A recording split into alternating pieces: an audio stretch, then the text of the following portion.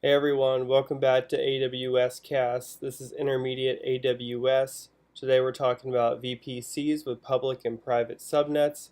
As a quick overview, this is the architecture that we're going to be creating. Here we go.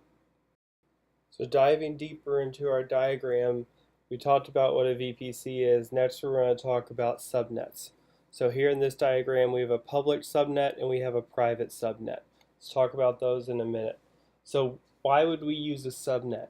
Subnets are used to logically isolate network and resources inside of a VPC.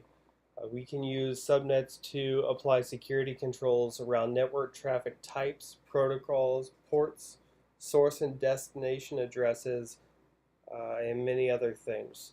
So subnets can be configured to allow access to the internet or not, right? So there's two basic types of subnets. There are public subnets, there are private subnets, with the key differentiator being in a public subnet, our internet traffic flows through the internet gateway into a router and then would go into the public subnet versus a private subnet. The open internet does not have access to a private subnet.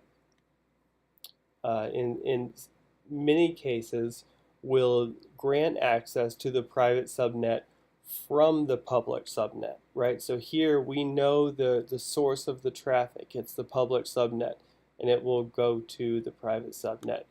That's part of what we will demonstrate in this video is how we'll basically prove that those access controls work.